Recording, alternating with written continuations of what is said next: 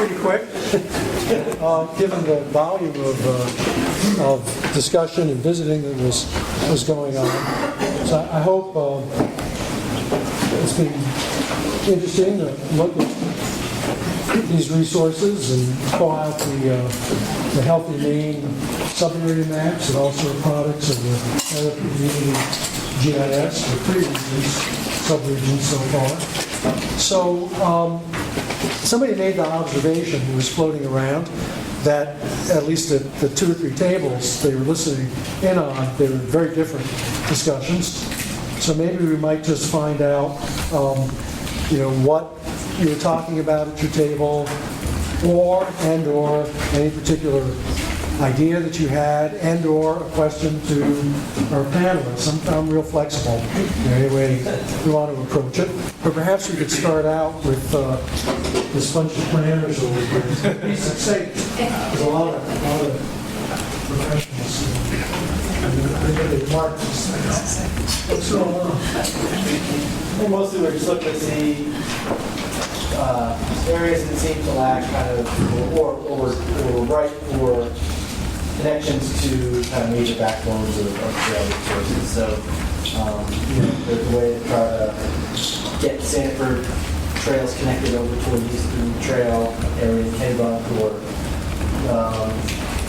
Eastern Trail through Mount A down to the coast, and try to link up southern Maine, southern kind of coast to a more regional network. And then north of town into north of Portland, kind of looking up to connected to Gray off of some of the other more sub-regional trail network settings is probably tie into Trump's got focus areas. So kind of looking at more regional connections and those areas that we could focus in on. Also, with the ideas of appropriate to call them multimodal trips, and maybe developing maps or looking to improve connections between multi-use hiking, biking, horseback type trails to actual access by bicycle or by other modes to those trails, and to overlay the different options together so that someone can find a way to, say, hop on a bike and ride to a particular trailhead and go hiking and then maybe get off the other road. And I brought up the example as we were chatting about forming a trails map and how it lays out all of that in place so you can be motivated to get on your bike and go to get to the place where you can go hiking that maybe you really otherwise. Nice vision. Excellent. So let's try another table. Gentlemen, who are you talking about? Anyone? And if you want to pass, that's fine too. Or if somebody has a question for the panel. Well, we were just talking about what we're doing in our various towns and how to maintain what you've already done. Sometimes you can get a lot more energy to do something new. But, here's the guy that would speak better, but we got like 40 miles now, and you're looking at 3/4 of the actual thumpers. Somebody's got to get out there and beat the bush and cut the bad stuff. Stewardship is what we're struggling with now, I guess, or management of the systems. All conservationists and land trust folks know that stewardship is often the greatest challenge. So as we build this region and make it the most livable region in America, it's going to come a time when we have a poverty of riches, and we're going to have to figure out how to maintain it. And that's something to think about, in terms of the future. So thank you. Well, the more popular they become, the more people are aware of them through the websites and maps, and the more maintenance issues you have, just from the wear and tear. And the more So organization. part of me says I don't want people to know that already. But the more constituents you have, the more helping hands you have. So Ann, that's something. This is... Necessarily.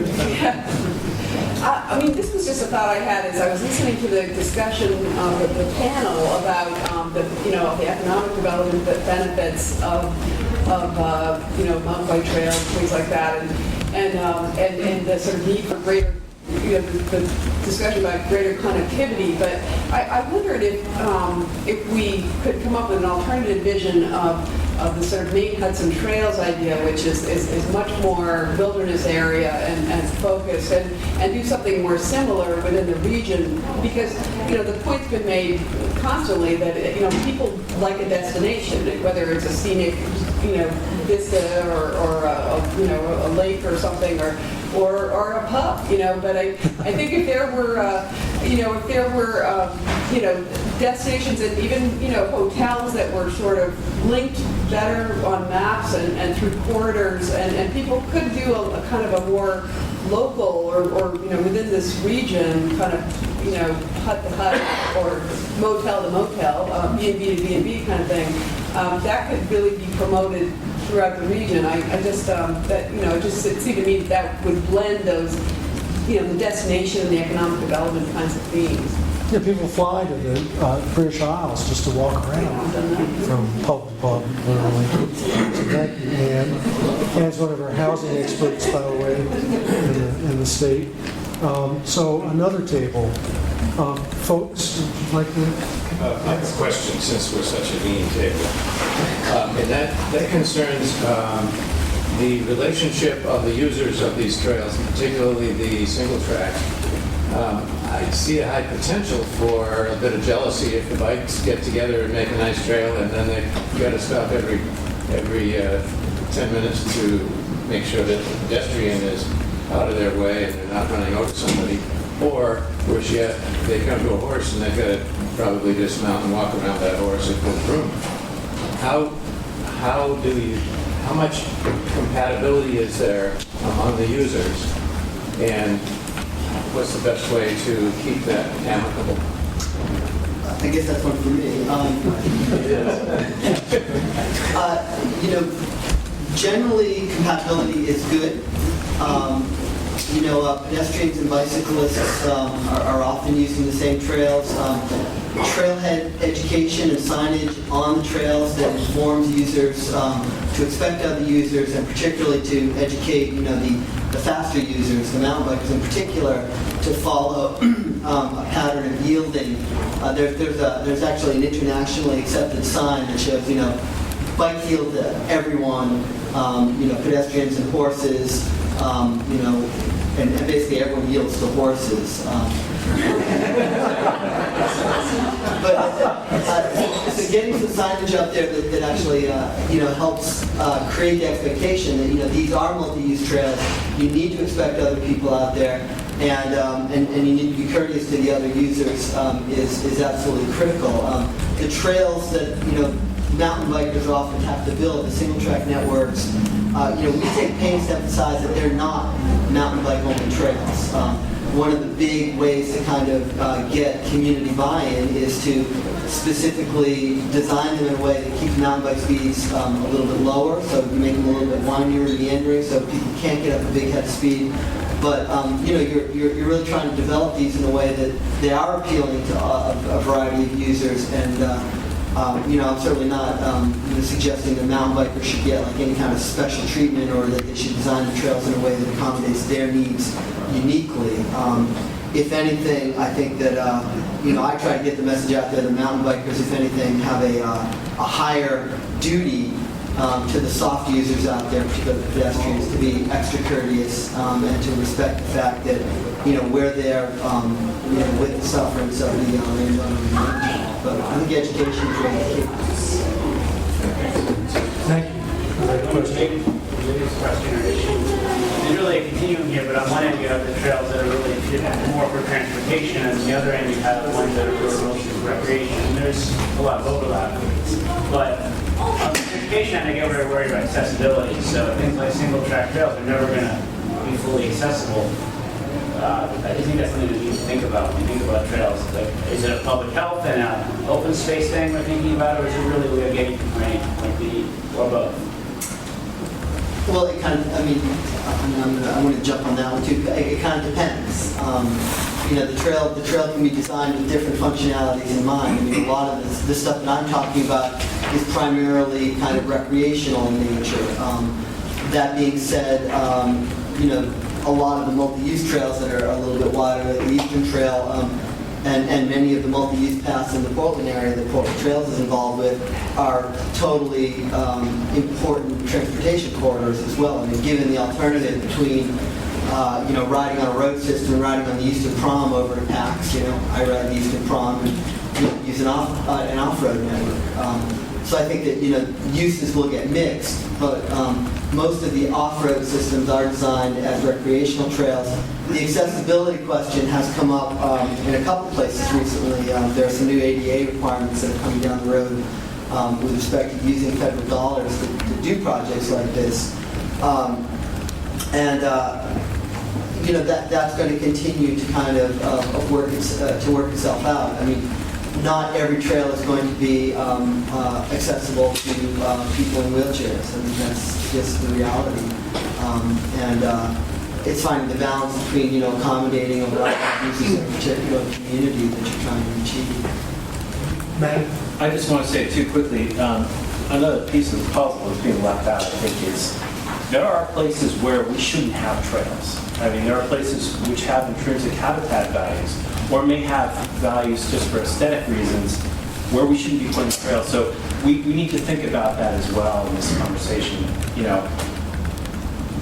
Trails have less impacts than roads, but the more users you put on a trail, the more impacts they're going to have on the ecological communities that the paths are cutting through.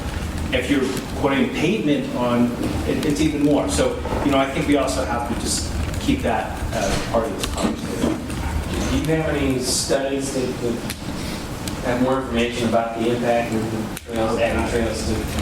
If my boss heard you ask that question after what I just said, he'd throttle me, because no, I don't. I think that I could say, well, if you are a deer hunter and someone recently walked down a trail that goes right by your deer stand, you're less likely to see a deer. The deer is going to avoid that area because it smells like. I mean, it's just what I'm trying to say is the presence of us in the woods has an impact on things that are in the woods as well. And we shouldn't think that just because they're trails, they're not roads, that we're not having an impact. I'd be happy to do some research to find out, if there are. I'm sure there are some groups that would. Certainly, other people travel with dogs. Yes. Yeah. Yes, as we just have seen it in Scarborough. Lee? Yeah, I just wanted to encourage people who are from communities that aren't in the more urbanized areas to really think of snowmobile trails as your trunks, your main line trails, and I think there's a real, symbiosis between snowmobilers and mountain bikers, because the snowmobilers are only there in the winter. They got great landowner relations, and most of those landowners have no problem with mountain bikers and other non-motorized users. And both groups, turn out volunteers and can work together on a lot of things. But one caution, and this is something that I experienced firsthand, was I had the same impulse. These snowmobile clubs have all their own individual little trails, but there's no regional map. And in our area, there's 10 snowmobile clubs. Sometimes there's more than one in each town. And so I went around and said, we got to do a regional map. We got to digitize this, put it online, make it easy. And they were all up in arms. No way! Because they get income from the maps. They don't want necessarily to attract people from Massachusetts to their trail. So it was like, whoa! I was just pulled up short. I was surprised. And so it's going to be, it's going to be a little more, patient to work with. The only thing I just want to respond to that, I think in some places that's absolutely true, but in some places, snowmobile trails actually run over land segments that are just much too wet to work with mountain bike trails. So a lot of times they're relying on stuff that's frozen. Right. And so sometimes that works, sometimes it doesn't. Sir? just say one of the things that I think could be helpful at this macro level is more of an understanding of supply and demand. And we've talked a lot about supply today, which seems to be sort of a more craving for as many trails of any type as we can possibly get. But the reality is that the demand, if you understand the demand, then that can shape some priorities better. And I think the mountain bike community has done a great job of aligning their craving for supply with their proven demand. But the other user groups haven't necessarily thought that way from a sustainability perspective of what are we doing and how fast are we growing and do we really need to grow in every direction, in every town, in every community, with every trail that we can possibly imagine to put on the map. And I think the example, last night I was at a river-based recreation forum and people were craving river-based recreation and everybody in the room was over age 70. And it was an aspirational, we want to do the right thing, we want to do this, that, and the other, but it didn't reflect any honest assessment of current recreational patterns of young voters or middle-aged voters or whatever. So that, I think that if USM is going to invest time and use our time in this type of studying, then I think some getting into actual analysis of what we have and what we need is important. And that's true for lots of things, housing, other transportation access. As Jeff Levine, the Portland City Planning Development Director, was asking the panel, what about other users and other kinds of travel? And it's complicated. It's not just a USM thing, by the way. We're just one of the many. One of the examples around the country, TPO and others seem to be articulating a goal of conservation land within X minutes of every child's house, that type of thing. What I've seen today hasn't articulated that type of sidewalls on what we're doing and why we're doing it. Instead, just connect every town, connect every dot, build every trail. It is That's good. The Sustain Southern Maine conversation. The trails discussion, really, a lot of the impetus for it was about accessibility by underserved populations. So we haven't really raised that here today, but that whole idea of whether it be within so many minutes of every child or I don't know, home, however you want to talk about it, is sort of part of the thinking around the trails conversation. And so the related issue is working in the suburbs, doing trails in the suburbs. The issue of demand spilling out from Portland is very real for landowner neighborhood impacts, supply and demand and all of that, and to make the discussion more sophisticated in terms of which communities are absorbing demand, creating demand, how shifting the supply can align it so that people don't have to drive 30 miles for a good mountain biking trail. But I think that it's time to get out of some of the naive let's build everything and start really looking at what it's honestly going to look like as the community grows. Good. That's excellent. You're getting into the nuanced areas of this. That Matt's point about it's still a landscape with ecosystem values that need to be accounted for in terms of the impacts on them and so on. Liz? I just wanted to follow up on things. One is I really like that idea. I think the city of Portland at some point said we want a playground in a quarter mile or so of every urban household, something like that, and they were successful at that, I believe. So I think setting a clear goal like that for the region, access to green-based trails makes a lot of sense. And then in terms of connectivity, I also like want to build a little bit on the comment about, could you go from bed and breakfast to bed and breakfast to eating spaces, because my families were looking to do a walking tour for a couple of years now, and we're like, oh, I guess we have to go to Spain. Is that really true? Is that possible? Can't we do that? We'd love to stay in New England, right? So I just think it's an interesting thing, and I haven't seen it. So I'd love to see those pieced together, even if it means that you can't draw, even if it means that you can't necessarily stay off-road the entire time. I know that Summer Peak, the bicycle tour company here in Maine, has started to do very local tours right in Portland, you know, where they'll pick you up with a cruise ship and they'll put you on a five lighthouse bicycle tour in the course of an afternoon with lunch, you know? And they were, they ran tours, I think, every day of the week this summer. And so that's something that, you know, it's a little bit easier to picture on a bicycle, but I bet if someone put their mind to it, they could say, here are walking tours that we do in southern Maine, you know, all on foot, right? I would be, I mean, I don't know, so that's more like the economic development, so I can see how you start to carve out these markets. So the mountain bike market and the lower income accessibility market, and then there's this tourism market piece, and I don't know, you know, whose job it is to do that, or if it's a private business. But I think there's a lot of opportunities, and I'm really excited that, you know, we're starting to have these conversations to say, how do we fit together and overlap with each other? Yes, and having those conversations about a number of things that we need as a livable region is what the Sustain Southern Maine Partnership Network is about. So I'm mindful of the time, and I want to at least adjourn formally. I want to thank our panel for the contributions.